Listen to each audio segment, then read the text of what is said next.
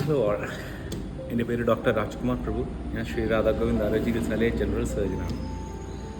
അപ്പോൾ ഇന്നത്തെ ഞാൻ സംസാരിക്കാൻ പോകുന്ന ടോപ്പിക് എന്ന് പറഞ്ഞാൽ എന്താ പറയുക, ഇതിനെക്കുറിച്ച് എന്താ പറയുക, ഒരു ബേസിക് ലാസ്റ്റ് ടൈം പറഞ്ഞ പോലെ ഈ ഒരു സീരീസ് പോലെ മറ്റേ ചിക്കനെ കുറിച്ചോ ബീഫിനെ കുറിച്ചോ അതിനെക്കുറിച്ചൊന്നല്ല ഞാൻ സംസാരിക്കാൻ പോകുന്നത്. എല്ലാവർക്കും എപ്പോഴും ഒരു ഡൗട്ട് ഉണ്ടാവുന്ന ഒരു ചോദ്യമാണ്: ആയുർവേദമാണോ വലുത്, അലോപ്പതിയാണോ വലുത്, ഏത് സിസ്റ്റമാണ് വലുത് എന്നുള്ളത്. അപ്പോൾ ഞാൻ ഈ ചോദ്യത്തിന് രണ്ട് കഥ പറയാം. എൻ്റെ ഒരു ഇതാണ്, എന്താ പറയുക, എൻ്റെ എക്സ്പീരിയൻസാണ്, ഞാൻ ചെയ്ത എക്സ്പീരിയൻസാണ്. അപ്പോൾ ഒരു 4 മാസം മുന്നേ എനിക്കൊരു പയ്യൻ വന്നു. പേരൊന്നും ഞാൻ പറയുന്നില്ല. അവൻ എപ്പൻഡിസൈറ്റിസ് എന്നാണ് പറഞ്ഞിട്ടാണ് എൻ്റെ അടുത്ത് വന്നത്. യൂഷ്വലി എപ്പൻഡിസൈറ്റിസ് എന്ന് പറഞ്ഞാൽ നമുക്കറിയാം എന്താണ് അവസ്ഥ, എങ്ങനെയാണ് ഇതിൻ്റെ കാര്യങ്ങളെന്നുള്ളത് നമുക്കറിയാം. How things has to be done എന്നുള്ളത് നമുക്ക് കൃത്യമായിട്ട് അറിയാം.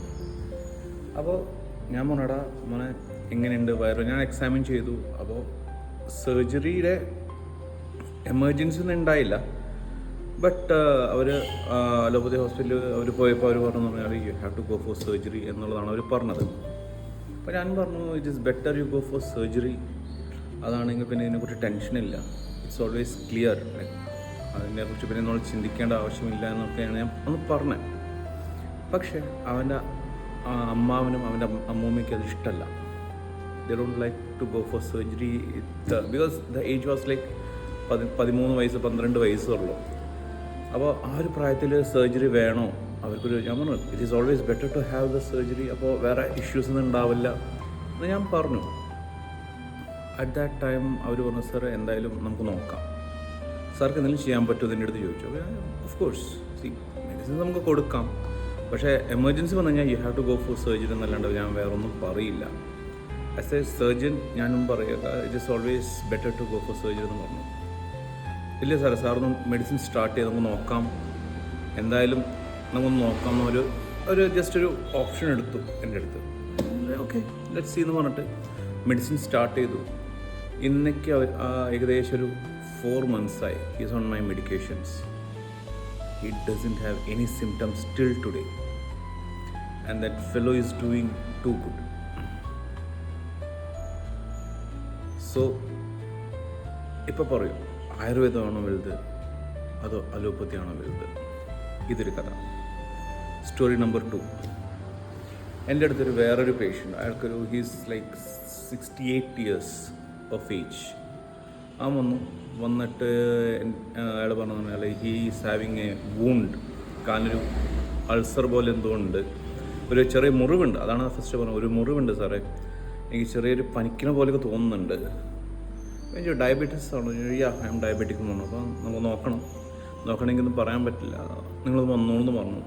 അപ്പോൾ അവർ വന്ന് ഞാൻ കാല് നോക്കി, ഞാൻ ഫുള്ള് വൂണ്ട് ഓപ്പൺ ചെയ്തു. വൂണ്ട് ഓപ്പൺ ചെയ്ത് കഴിഞ്ഞപ്പോൾ ഞാൻ പിന്നെ ചോദിച്ചു എങ്ങനെയാണ് ഷുഗറൊക്കെ എന്ന് ചോദിച്ചപ്പോൾ അയാൾക്ക് 300-400 ഉണ്ടെന്ന് പറഞ്ഞു. അപ്പോൾ ഞാൻ പറഞ്ഞു എനിവേ ഞാൻ വൂണ്ട് ഓപ്പൺ ചെയ്തു, it is almost clear, but infection is there because നിങ്ങൾക്ക് പനിയുണ്ട്, അപ്പോൾ ഇൻഫെക്ഷൻ എന്തായാലും ഉണ്ട്.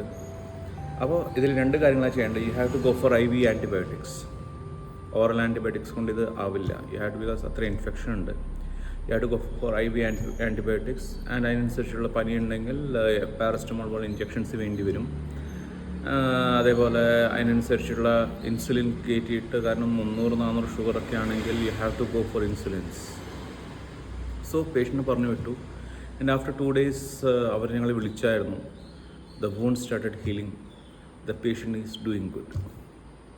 Now again my question is, ആയുർവേദമാണോ വലുത് അതോ അലോപ്പതിയാണോ വലുത്? Moral of the story is very simple.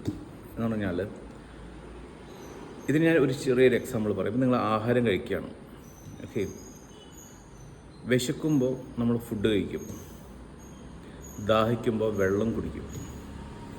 Now my another question is, ആഹാരമാണോ വലുത് വെള്ളമാണോ വലുത്? സിമ്പിളാണ്, രണ്ടും ഇമ്പോർട്ടൻ്റ് ആണ്.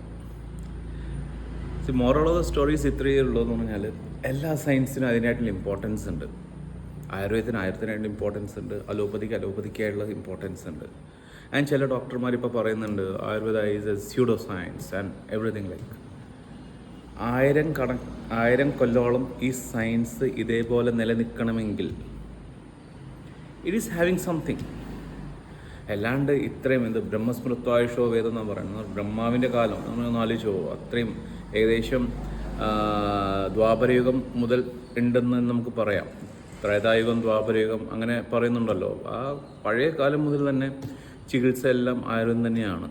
പിന്നെ ഇപ്പോഴത്തെ കുറേ ഡോക്ടർമാരുടെ കയ്യിലിരിപ്പം കൊണ്ടൊക്കെയാണ്. ഓഫ് കോഴ്സ് ഞാൻ ആരും സ്പെസിഫൈ ചെയ്യുന്നില്ല. It is all about how you handle the things and it is all about how you see the science. ഇത്രയേ ഉള്ളൂ. അല്ലാണ്ട് ആയുർവേദത്തിന് അതിൻ്റെതായിട്ടുള്ള ഇമ്പോർട്ടൻസ് ഉണ്ട്, അലോപ്പതിയുടെ ഇമ്പോർട്ടൻസ്, അതേപോലെ ഹോമിയോപ്പതിയുടെ ഇമ്പോർട്ടൻസ് ഉണ്ട്. Every science have its on importance.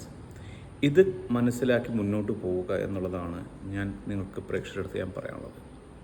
ഇനി ഇത് ഞാൻ ഫർദർ പറയുന്നില്ല. സോ ഇത് ചെറിയൊരു മെസ്സേജ് പറയാൻ വേണ്ടിയിട്ടാണ് ഞാൻ ഇന്നത്തെ വീഡിയോ ചെയ്യുന്നത്. Hope you guys like it. Anyways like ചെയ്യുക, ഷെയർ ചെയ്യുക, പിന്നെ സബ്സ്ക്രൈബ് ചെയ്യുക എൻ്റെ ചാനൽ. ആൻഡ് അടുത്ത വീഡിയോ വരുന്നത് വരെ ബൈ ബൈ.